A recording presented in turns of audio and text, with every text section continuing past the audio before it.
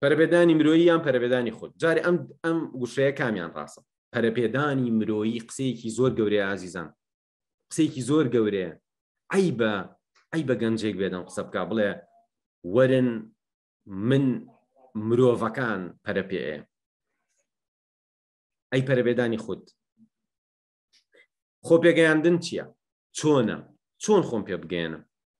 زانست چییە؟ لە پەرەپێدانی مرۆییدا چی زانستی و چی زانستی نییە؟ بەڕێزان، هەنێ شتەیە کە خەڵک دەمەکاتەوە بێ بزانانی ئەو زانستی و زانستی نییە. بۆ نمونە تۆ لەبەرەوەی کەسێک ڕێشێکی زۆری هێشتا تو مێزەرەیەکی گەورەی ناوە بەسەریەوە مەرج نییە باسی خۆ پێغەمبەرکە ڕاستکە ئەوە خوا و پێغەمبەر ئەوەی بوێت، وانە؟ کەواتە لەم بوارەشا وایە مەرج نییە کەسێک باسی دنیای ئەکادیمی و زانست و باسی ئەوە ئەکاکە فلان فەیلسوف وایە و تو فلان زاناوە قسەکەی خۆی ڕاست بێت، مەرج نییە. بەڵام من ئەمەوێ تۆ چاوکراوە بیت. هەموو کەسێکیژە خەڵەتێ بەڕێزان، تۆ ڕۆژە خۆتەکەی بە دوکانێک شتێکی خراپە کڕیت، ناتوانم بڵێم وەڵا ئیتر تۆ دوای ئەم قسانی من ناخەڵەتی، نا. بەڵام ئەگەر من ڕۆژێکیان چوون بۆ ساڵێکیان چوون بۆ ئێران، بۆ ئەو شاری کە ئەڕۆشتم نزیک دەریای خەزەر بوو، کابرایەکم ناسی لە ناو پاسەکە تۆزێ پێشەوەی داوەزم، وتی ئەمە شاری نۆشەهرە ئەتوانن گەشتی نەفڵانشێن ئێوە لێرە ئەتوان داوەزنەوەوانە. پێشەوەی داوەزم ئەزای وتی چی بە من؟ وتی وەرە با پێو بڵێم لێرە بزانن خەڵکیێرنی ئەت خەڵەتێنن، پارەی دە تەکسی خاوەن تەکسیە پارەی دە تەکسی لێسەنێ، ئەچی شوێنێ ئەگری بەکرێ پارەی حەوت شوێنە لێسەنن، وریای خۆ بە بەزم قسەی کرد، بەزم قسە دابەزیم. ئەیتر ئەم جارە بە ئاسانی پارەم نایە بە تەکسێ، لە کاتێکان من تەبیعەتم وایە ڕوم نایە بڵێم وەڵا بە کەمتر بێ و چیوەمانە. دەی بەڕێزان، منیش هاتووم ئەم قسە بکەم لەوە ئەچێت تۆ ئەچی بۆ ئەم شارە هەموو تەکسێک بزانی کە بزانێت ئەوێ بوو خەڵەتێنێ، خۆت خاوەن تەکسیشی تایە طبعاً شەریفە نایە بوو خەڵەتێنێ، دوکانداری تایە نایە شتەکە بە گران پێ بە. ویستم بچم لە شارێکی تورکیا لەیەکێ لە زانکۆکان تێرمێک بخوێنم، شارێکی یەکێک بوو لە شارە خۆشەکانی تورکیا. برادێرێکم هەبوو لە زانکۆ، خەڵکی خەڵکی تورکیا بوو، وتی بە من، وتم ئەرێ من چۆنە سیارەیە بکڕم هەر بە سیارەکەی خۆمە بچم، وتی ئەتەی ڕقمی ئەوروپای پێوە بێ. وتم بۆ؟ وتی وەڵی وا بڕۆی هەموویان ئەتخەڵەتێن، وتی بەس بزانن تۆ لە ئەوروپاوە هاتووی هیچ شتێکە بە نرخی خۆی پێنایە. کەواتە ئازیزان، من ئەمێ ئەو قسە بۆ تۆ بکەم، بزانن تۆ نازانی زانست چییە، بزانن تۆ نازانی پەرەپێدانی خود و پەرەپێدانی مرۆیی دووشتی جیاوازن، بزانن تۆ نازانی بەڵگەهێنانەوە چییە، ئەتخەڵەتێن. دێکەواتە ئەبێ بڕووی بزانی چییە. پاشان ئازیزان، پیشەی ڕاهێنەری و ئەخلاقی پیشەی. من لەگەڵ ڕێز و خۆشەویستیم بۆ هەموو ڕاهێنەرەکان، لەوەی هەندێک قسە بکەم بەزای ڕاهێنەرەکان بێ، من نامێ خوا نەخواستە شتێ بڵێم زەرریان بێ، چونکە هەدەفەکەم ئەوە نییە، هەدەفەکەم ئەوەی ڕاستەکان بڵێم تۆ قازانچکی. بەڵام ئەگەر من خۆشم ڕاهێنەرەکە بم یا هەر ڕاهێنەرێکی کە زەرەرکا کەیفی خۆیەتی، ئەو زەرەر ناکات. کەسێک بۆ بە ڕاهێنەر پێگەیوە ناسراوە، ئێستا بەس لەبەرەوەی ناسراوە لەوە چێ زۆر شتی دەست بکەوێت. ئیتر ئەمڕۆ ئێمە تووشی کارەساتێ بووین ئازیزان، ئەمە لە هەموو دنیا وایە. کە ناوبانگ پیا کرد تەواویتر بە حەوەسی خۆت ئەڵێ لێ خوڕە دەشتە. بۆ نمونە کە ناوبانگ پیا کرد شاعیرێکی باشی، حال لە خۆتۆ قسەی هیچ و پوچکە ئەڵێن بەخوا شعرەکەی بە خۆت. جا ئازیزان، ئەوان زەرەر ناکەن، بەڵام من ئەمەوێت تۆ زەرەر ناکەی. یەکێک لەوانە پیشەی ڕاهێنەری و ئەخلاقی پیشەیە، بابەتێکی زۆر زۆر گرنگ بەڕێزان، ئەخلاقی پیشەیە. من ئەمێ شتێکتان پێ بڵێم. تۆ عادەتەن لە کوردستانی ئێمە کاتێ شتێکە بە دڵ نییە، کاتێ خەڵەتان نەپێڵن کورە تیجاریە.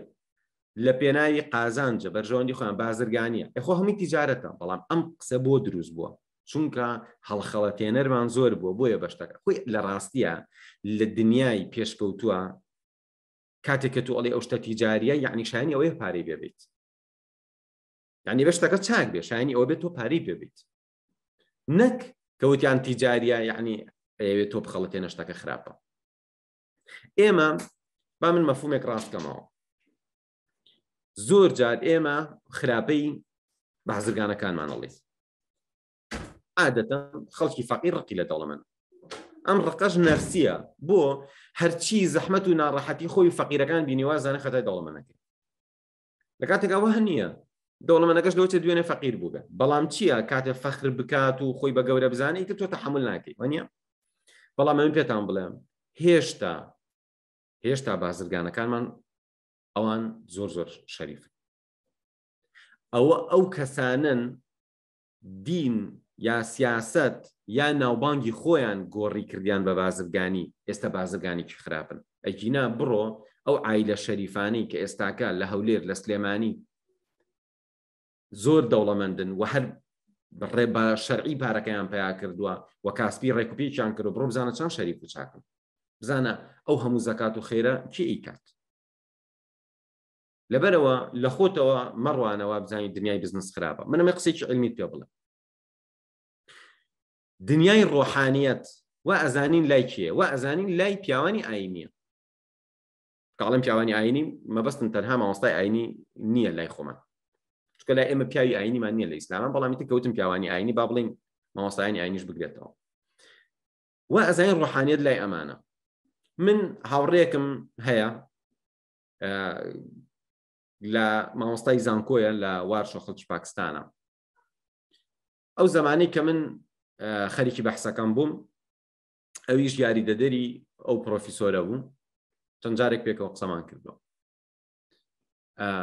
ئەم برادەرە 800 لاپەڕەی نووسی بوو لە دکتۆراکەی هێشتا تەواوی نەکردو چوو بوو بە تایبەتی بۆ ئەمریکا لێکۆڵینەوەی لەسەر بزنسمانەکان کردبوو ئاخر شتی لێکۆڵینەوەکەی ئەمەی ئەسەلمان بەڕێزان ئەوانەی کە باری داراییان زۆر باشە بێ ئەوان بە دوای معنەویات ئاگەڕێن چونکە ئاخر شتە پێی بگەن بە پێی هەڕەمەکەی ماسلۆ ئاخر شتکە پێی بگی بۆیە تۆ عەجیبت لێ لە وڵاتێکا کە زۆربەی فەقیرە یان بازرگانەکانی خۆیان لە ئەسڵا بازرگان نین هەمانە سیاسی بوون پیاوانی ئاینی بوون پیاوانی چی بوون ئێستاکە بوونەتە تاجیر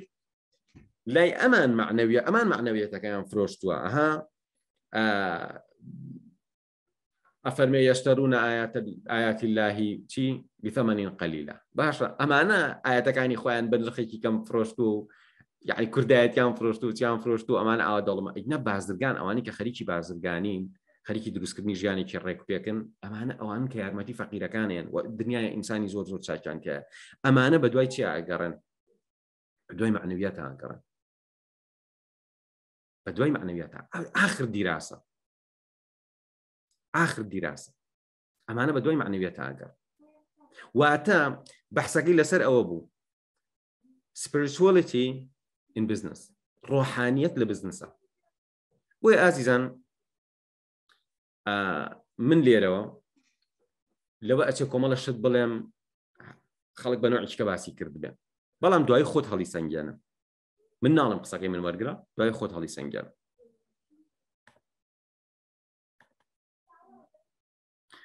بەرەزان ئەخلاقی پیشەیی هەر جۆرە ئیشێک بکەی پێویستە هەڵگری ئەخلاقی پیشەیی بیت ئەخلاقی پیشەیی بابەتێکی گرنگە لە بواری بزنس ئەخوێنرێ دیراسە ئەکرێ و قەرارە هەموو خاوەن پیشەیەک ئەخلاقی پیشەیی بزانێ ئێمە لە وڵاتی ئێمە کارەساتی گەورە بۆ دروستەبێ لەبەری سیاسیەکە ئەخلاقی پیشەیی نازانێ ڕۆژنامە نووسەکە ئەخلاقی پیشەیی نازانێ بۆ نمونە شتانێکن بۆ میلەتی کورد نابێتەوە لە ڕۆژنامە و تەلەڤیزۆن باسیکی ئەگەر چی قازانجی حیزبەکەت و زەرەری حیزبی بەرامبەر بێ بەعزێ شتەیە ئەمنی قەومیە هیچ شوێنێک خەڵکەکەی ئەوان نییە ئەوەندە خراپ بێت ئەمنی قەومی وڵاتەکەی بخاتە ژێر بەس لەبەر لە داخی فڵان حیزب بۆ نمونە حیزبی دەسەڵات غەڵەتی زۆرە و دوشمنێشی زۆرە. تۆ لەبەرەوەی بێزاری لێی نابێ بی لە میدیا شتێ باسکەی زەرەری میلەتەکەت بێت. ئەمە سەفاهەتە و ئەمە چییە؟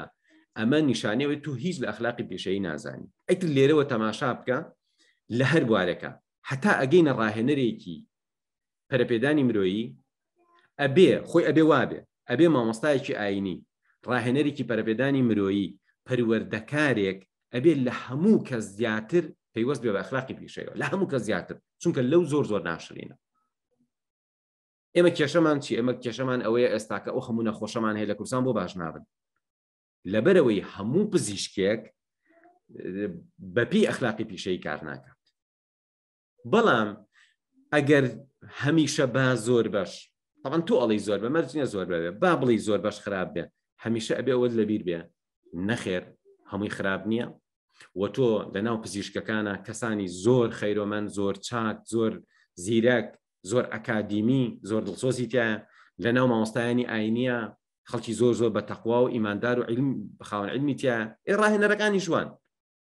کۆمەڵێک هەن خۆیان موهیمەکەن، کۆمەڵێک هەن ڕاست ناڵێن، بەڵام کۆمەڵێکیشان بەڕاستیانە و عیلمیان پێ، سەقافەتیان پێ، هەڵگری خەمی ئەو کۆمەلگایان ئەیانێ و کۆمەلگا چاکیانە گەنجەکان بەر هەڵدێرنەڕۆ. ئازیزانم،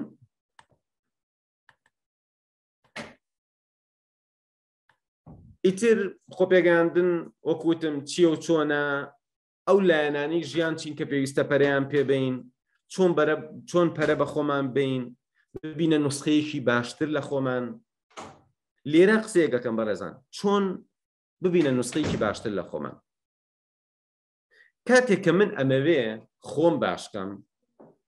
واتە سەیری خۆمەکەم ئەڵێم ئەم شتانم با باشکەم، بەڵام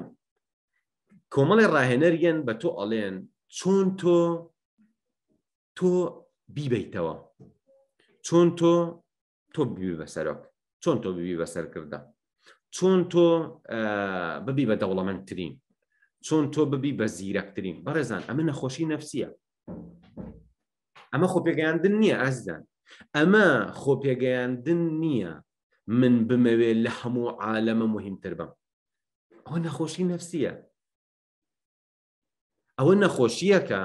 وەکو چۆن ئەڵێ حوبی زەعامەتی وا هەیە بەس دەسەڵات لەژێر دەستی خۆیان هەیە، اینجا تۆ ژێرەوە نەو پێکرێ، ئەتەوێ بەرزترین شەهادەت هەبێ، دەوڵەمەندترین بیچیبی بەڕێگە حەڵاڵ و دروستەکە لەبەر خاتری ئایندەی خۆت هەوڵ بە بەدەستی بێنە، بەس نەک لەبەرەوەی فڵان کەس بدۆڕێ، نەک لەبەرەوەی حەسکەی کام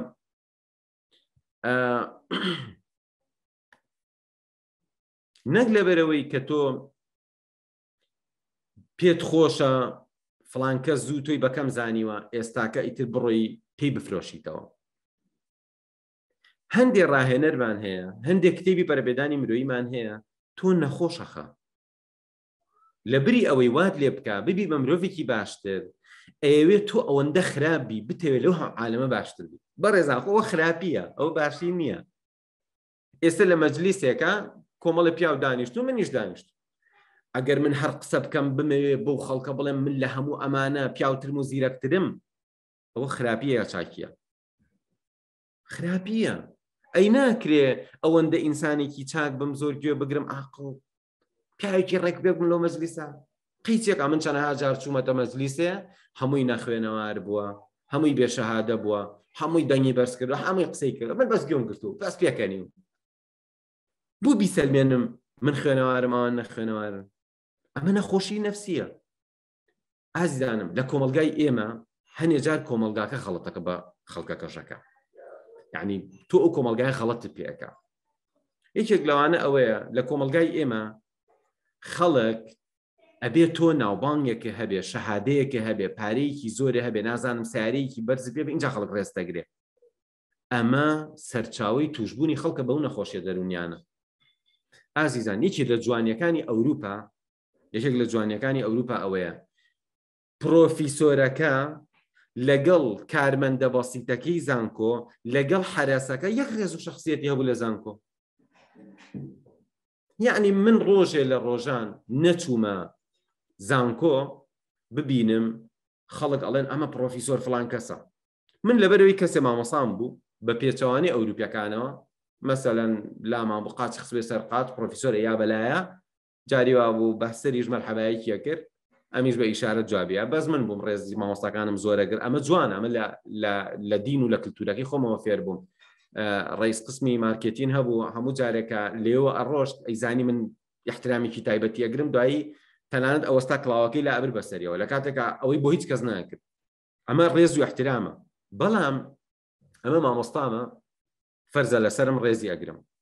بەڵام نابێت لەو کۆمەلگایە وەڵا ئەمە پرۆفیسۆرە ئیتر ڕێزێکی زۆری بگرم ئەمە کارمەندی ئەمە کارگوزارێکە ڕێزی نەگرم ئەمە من نەخۆشم ئازیزان ئەمە من نەخۆشمە گەروا بوو بۆیە تکایە لێرەوە زۆر بەجددی ئەوم لێوەربگرن زۆر بەجددی ئەوم لێوەربگرن ڕێزی ئەو خەڵکە بگرە کە نەخوێنەوارە ڕێزی ئەو خەڵکە بگرە کە کارمەندی پاک و خاوێنیە ڕێزی ئەو خەڵکە بگرە کە کارمەندێکی باسیدە مەچوو بۆ مدیرەکە زۆر بە مهمی بزانین و کارمەندەکە زۆر بەکەم بزانین ئەمە کۆمەڵگەی ئێمەی کوشتووە یعنی ئەمە ڕاهێنەرەکانمان هەروە ڕەفتارەکان پیاوە ئاینەکانمان هەروە نابێ وابێ ئازیزان نابێ من لەبەروی ناوبانگێکم هەیە و شەهادەیەکم هەیە تۆ لەو بازاڕە احترام ڕێزێکی من بگری بتوێیتەوە بەڵام ڕێزی فڵان کەس نەگریت کە شەهادەی نییە چۆنە بێشتیوە ئازیزان ئەمە ئەوانی تووشی نەخۆشی نەفسی کردووە من ئەگەر ڕۆژە حەزم کرد شەهادەکەم بەرز بوو بۆی خزمەتێک لە زانکۆ بکەم یا خزمەتێک لە ئاستێکی بەرزا بکەم لێم جوانە بەڵام ئەگەر من ویستم شەهادەکەم بەرز بێ لەبەروی پێم بڵێن دکتۆر بە خەڵک ڕێزێکی تایبەتم بگرێن کەواتە ئەوە نەخۆشی نەفسیە ئایا ئێستاکە خۆتان بڵێن چەند نەفەرمان دەوڵەمەند بووە لەبەرەوەی ویستویەتی کاسپیەکەی باشکە چەند نەفەرمان دەوڵەمەند بووە لەبەرەوەی ئەزانێت دەوڵەمەند ڕێزی ئەگرن چەند نەفەرمان چوە شەهادی بەدەستێناوە لەبەری حەزی لە عیلمە چەند نەفەرمان چوە شەهادی بەدەستێناوە چونکە ئەزانێ ئەگەر شەهادی هەبوو ڕێزی ئەگرن و بە مهم سەیریەکەن کەواتە ئێمە چیمان کرد کۆمەلگاکەمان بەدەستی خۆمان تێگیا بەڕێزان با کەسێک زیرەک بێ تاقەتی خوێندنی زانکۆی نییە بۆچی تۆ ئەبێ ڕێزی نەگریت بۆ ئەبێ هەر بە زۆر عیلەی وا هەیە دەفتەریان سەرف کردو بۆ مناڵەکان بۆی لە زانکۆیەکی باش تەخەڕوجکە خۆشیان ملیاردێن ئەسڵەن پێویستیان بۆ شەهادەی ئەویش نییە پێویستیان بۆ عیلمەی ئەویش نییە بۆ نمونە من خۆم عیلە ئەناسم ملیۆنێر تەنانەت کچەکەیان هاتوون عاقڵانە پارەیان پیا سەرف کردو ناردوویانە لە بواری بزنس خوێندوێتی بۆ چکە خۆیان کۆمپانیایان هەیە ناردوویانە ئەوە فێر ببێت چۆن کۆمپانیایك بە شێوەیەکی مۆدێرن بەری بەڕێوە یەکەواتە ئەمانە عاقڵن دانەیەکی کە هاتووە لەبەر خاتری کۆمەلگاکە کوڕکچەکەی بە زۆر ئەنێرێتە کۆلێژی پزیشکی بۆی پێ بڵێن دکتۆرە لەبەری شانازی بکە بڵێ مناڵەکەم دکتۆرە نابێوە تۆ پێویستت بە پارەی ئەوە نییە ئەم کوڕەت بە پارەی دکتۆری بژی با نەبێ بە دکتۆر عیبی چییە با بڕوا لەو بوارە شارەزابێت کە تۆ پێویستت پێێتی کەواتە کۆمەلگاکە غەڵەت پێەکە ئازیزان بەڵام من بۆ مناڵێکی فەقیر حەزەکەم بێ بە دکتۆر چونکە فەقیرە ئەچێ بەشێکی کە تەواوکەلۆچی ئیشی دەست نەکرد ئاساییە ئەگەر ئەم کەسە هیوایەتی ئەوە بێ ئاساییە ئەگەر دایک و باوکەکە هیوایەتی ئەوە بێ بەڵام باسی ئەوە ئەەکەم کە مەسەلە هیوایەت نییە مەسەلە پلان نییە مەسەلەکە ئەگەر گۆڕانکاری کۆمەلگا بێ بە زۆر واو لێ بکەن غەڵەتە با زۆر بە وردی تەماشای ئەم شتانە بکەین بەڕێزان نابێت ئەبێ ئینسانەکان معەزەز و مکەڕەم بژین ئەبێ ڕێزیان بگرین نابێ ڕێزی ئەوە بگرین شەهادەی ڕێزی ئەوە نەگرین شەهادەی نییە کەواتە خەڵکانێکی خراپ پێش هەموو کەسێ ڕاکەم شەهادە بەدەستێن نابێ ڕێزی ئەوە بگرین لەبەرەوەی مدیرە ڕێزی نەگرین لەبەرەوەی کارمەندە لەبەرەوەی خەڵکێکی خراپ لەبەر خاتری ئەم ڕێزە هەموو پاشقولەیە لە ڕەفیقەکانی 1001 واستاکە تا ئەوێ بە مدیر ئێمە ئەومان دروست کردو لە کوردستان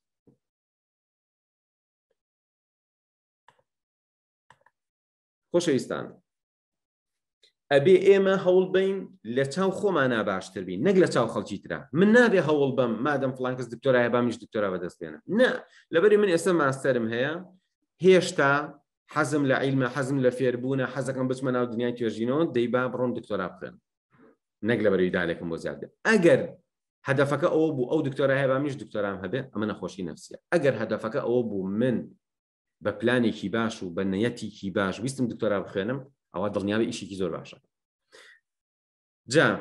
چۆن خۆمان بپارێزین لە ڕێگای هەڵە و لە شوێنکەوتنی کوێرانی کەسانی تر؟ چی بکەین تا لە ڕێگای پەرپێدانە نەخۆمان خۆمان بخەڵەتێنین، نەخەڵکی تر بمان خەڵەتێنن. کەسانێکیان ئەڵێن وەرە کاکە تۆ ئەوە لەو دایرە دەوامەکەی مانگی 600,000 هەیە، وەڵا هەرگیز وەزعی تۆ باش نابێت بە 600,000 وازی لێبێنە بڕۆ خاوەنی کار و کەسابەتی خۆت بە مۆزەفی عەبدایەتیە. بەڕێزان ئەم قسە علمی نییە، ئەم قسە علمی نییە، لەگەڵ ڕێزم ئەم قسە علمی نییە. با باشترین ڕاهێنەری دنیام قسەی بکەم. ئەزان بۆ لەبەر ئەوەی لێکۆڵینەوەکان ئەیسەلمێنن کە کاتێ 7 کۆمپانیا دائەندرێ لە ماوەی 5 ساڵە تەنها یەک دانیان ئەمێنێتەوە، کەواتە تۆ 7 نەفەر هانەی بچن کۆمپانیا دانێن، واتە 5 ساڵی تر 6یان بوون بەژێر قەرزەوە. قسە عیلمیەکە ئەمەیە، خۆ ناخۆشە. من حەز دەکەم تۆ خاوەنی کاری و کەسابەتی خۆت بیت، دەوڵەمەند ببیت. بەڵام ئایا واقع اینجا دوای ئەوە خەڵک لەبەر مرتاحی خۆی ناژی؟ هیوا هەیە بەوە مرتاحە خەریکی فێربوونی ئالەتێکی مۆسیقیە لە دایرەیەک دەوامەکە. باشە؟ ئەم نەفەرە بە مرتاحی لە ماڵ و مناڵی خۆی ئاژی. هیوایەتی بۆ نمونە ئەوەیە کە باخچەیەکیانەیە خزمەتی باخچەکەیەکە، کاکە نایە بێ بە ملیۆنێر. تۆ نابێ بێ بۆ خەڵکە بڵێ ئەبێ ببی بە ملیۆنێر. خۆ ئەزانین ببی بە ملیۆنێر باشترە لەوەی فەقیر. هەموو ئینسانێکی عاقڵە زانێ تەندروست بێ باشترە لەوەی نەخۆش بێت، پارەی پێ بێ باشترە لەوەی پارەی پێ نەبێت. بەڵام تۆ کاتێکی ئەم نەفەرە ئەخەیتە ناو ئیشی خۆی، لەوە ئەچێ لە سترێس و لە قەلەقیە ناخۆشترین ژیان بەسەر بەرێت، پارەی دەست بکەوێ بەس خۆشبەختیەکەی لە دەست بات. کەواتە پەرەپێدانی مرۆیی ئەوە نییە هەموو کەسێ بێ بە ملیاردێر و هەموو کەسێ بێ بە یەکەم. جا من ئەمڕۆ بە کورتی بۆتان باس دەکەم کە پەرەپێدانی مرۆیی چییە؟ خەڵکە عاقڵ و زیرەک و فاهیمەکەی دنیا چۆن لە مۆزوعەکە ئەڕوانێ؟ ئەی کۆمەڵێ ڕاهێنەر وەکو قارچک هەڵتەقیون، ئەوانە چۆن لە مۆزوعەکە ئەڕوانە؟ ئەمانە هەنێکیان لە سەرەتای خۆپێگەیاندنە خۆشی پێ نەگەیاندووە، وەکو چی وایە، وەکو مامۆستایەکی ئاینی وایە، هێشتا خۆی ئیمان و تەقواکەی جوان جێگیر نەبووە. ڕاستە عولومێکی شەرعیە زانێ، یە بۆ خەڵکە باسی ئیمان و تەقواکە، وەڵی کەس ناچێت گوێ ئەڵێ زوو کوڕێک عولومی شەرعی خوێندووە، باوکی مەلایەکی بەتەمەن بووە، باوکی نەخۆشەکەوێ ئەڵێ کوڕم ئەم جمعە تۆ بچۆ خوتبە بە، ئەویش خوتبەیەک ئامادەیەکە، ئەڵێ بەقوترین خوتبەیە، ئەچێ کاتی خوتبەیە سیرەکە خەڵکەکە زێر بە سادەیی گوێی لێگرن، کاس هیچ مهم نییە بەلایەن نوێژی خۆیانەکەن یانە دەرەوە، ئەچێتەوە بە باوکی ئەڵێ باوکە ئەرێ من ئەمڕۆ خوتبەیەکمە بە عەقڵی خۆم ویستم لە تۆ زیاتر خۆم ئامادەکەم و ئەوانە، بەڵام هەستم کرد ئێڵە ڕۆڵە من 10 جوزە قورئان ئەخوێنم، شەو نوێژەکەم، ئەگریم بەو نیەتەوە منەتم قسەکەم بۆ خەڵک. بەڕێزان باوەڕکەن من لە کوردستان یعنی ڕۆشتومەتە خوتبەی کەسێک کە زۆر بەناوبانگە و دکتۆرای هەیە لە علومی شەرعیە و ئەوانە، چوومەتە خوتبەی مەلایەکی هاپیاڵن کۆلکەمەلا، لە خوتبەی کۆلکەمەلاکە تێرگریان. ئەزان بۆ لەبەرەوەی هەرچەنە قسەکانی زۆر سادە بوو، لەبەرەوەی ئیمانی پێوە دیار بوو، لەبەرەوەی تەقوای پێوە، لەبەرەوەی دڵسافی پێوە دیار بوو، زۆر قسەکانی کاریگەر بوو. فەرمێ ئیقباڵی لاهوری حەدیث الروح للأرواح يسري، باشە قسەی دڵ ئەگاتە دڵ. بۆیە پەرەپێدانی مرۆیی تۆ جاری وا هەیە بەس ڕووکار نەفەرەکە خۆی باسی پەیوەندیت بۆکە. بەڕێزان سوپاس بۆ خۆ من لە پەیوەندیەکانمە باش بوو لەگەڵ دەوروبەرەکە و کە مطالعەیەکی باشیشم لەباری پەیوەندی کردبوو، کورسم پێشکەش کردبوو لەسەر چۆن لە پەیوەندیەکان تا سەرکەوتوبی.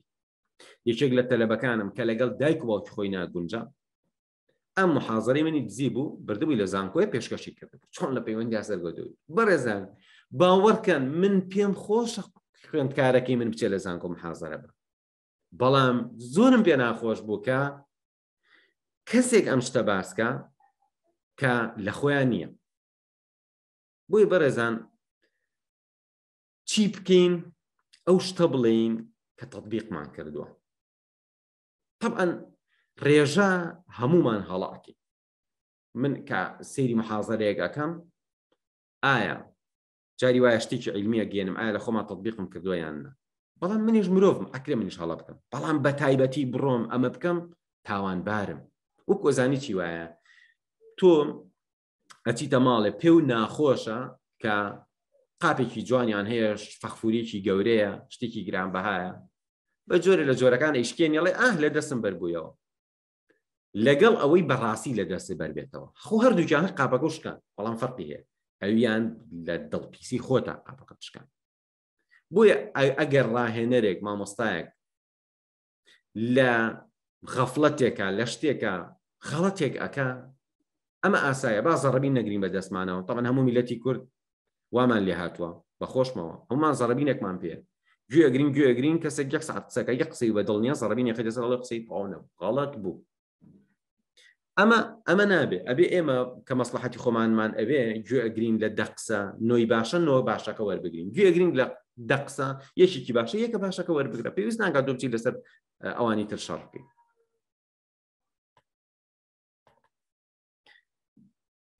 چی بکەین ئازیزان چۆن پەرەپێدانی ڕاستەقینە و پەرەپێدانی چاواشەکاری و هەڵخەڵەتان لێکجیا بکەین ئەمانە کۆمەڵشتی وردن ئینشاڵڵا باسییانەکەم پەرەپێدانی مرۆیی لە جیهانە بەگشتی چوانە لە ئەمریکا چوانە لە وڵاتانی عەرەبی چوانە لە هەرێمی کوردستان چوانە با بچینە سەر بابەتێک لەم بابەتان ئازیزانی من تەماشاکەم پەرەپێدانی مرۆیی واتە کامیان ئایا واتە تەنمیە ئەلبەشەریە یان هیومن دیڤلۆپمنت ئەوەی تۆزی عەرەبی نزیب زانێ ئەزانێ پەرەپێدانی مرۆیی یعنی تەنمی ئەلبەشەریە یعنی هیومن دیڤلۆپمنت بەس من ئەڵێم وانی نەخێر ئەوە لوغەتەن وایە مۆستەلاحەن وانییە وەرن پێتان ئەڵێم چۆن من لە ئینگلیزیە ئەگەر بڵێم هیومن دیڤلۆپمنت واتە یان لە سایکۆلۆجیا وتومە هیومن دیڤلۆپمنت یان لە ئیشی نەتەوەیە گرتوەکانە وتومە هیومن دیڤلۆپمنت ئەگینا بڵێم هیومن دیڤلۆپمنت مەبەستم ئەم پەرەپێدانی مرۆیی خۆمان بێ خەڵەتە بەڕێزان ئەمەی کە ئێمە بناومان ناوە پەرەپێدانی مرۆیی لە ڕاستیە ئەمە پێناوتێ پەرەپێدانی مرۆیی با پێتان بڵێم کامە پەرەپێدانی مرۆیی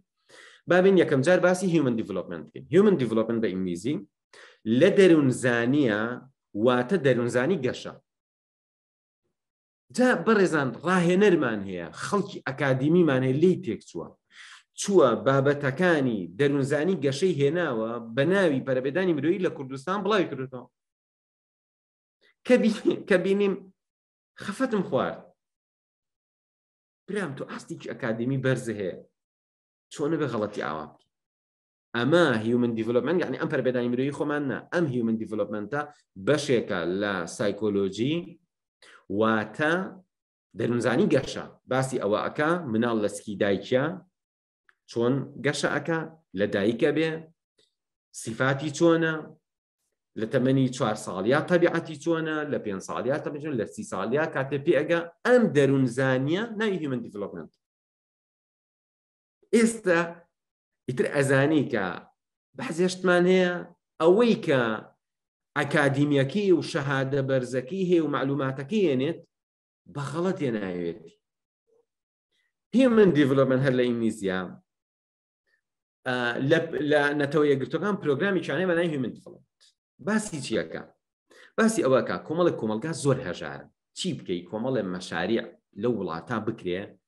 ئەو خەڵکە هەژارە بۆ نمونە ئاستیان بەرز کرێتەوە بۆ ئەوی بتوانن ئینسیجام بکەن وڵاتەکە تۆزێ پێشکەی لە ڕووی ئیقتیسادیەوە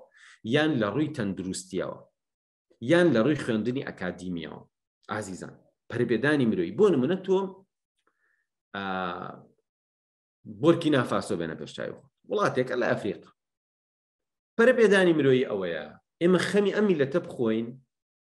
میلەتە بخۆین بینی شارەکانی جادەیتیانە خەمی ئەم میلەتە بخۆین زۆربەی نەخوێنەوارە کەس ناچێت بەرخوێندن کوڕی ئاغاکانیان نەبێت. خەمێکی ئەم میلەتە بخۆین تەندروستیان خراپە چونکە خەستەخانەی ناو پایتەختەکە داودەرمانی زۆر کەمتیایە. خەمێکی ئەم میلەتە بخۆین لەبەرەوەی خواردنی زۆر غەڵەت بەکارێن. کەواتە بەڕێزان هیومن دیڤلۆپمنت پرۆگرامێکە ئێمە بین ئاستی خوێندن بەرزکەینەوە، ئاستی ڕۆشنبیری بەرزکەینەوە، تەندروستی خەڵکەکە باشکەین، باری دارایی خەڵکەکە باشکەین. ئەمە پرۆگرامێکی زۆر گرنگی نەتەوەیە گرتوەکانە لەم منتەڵەقەوە ئەڵێ پەرەبێدانی مرۆیی.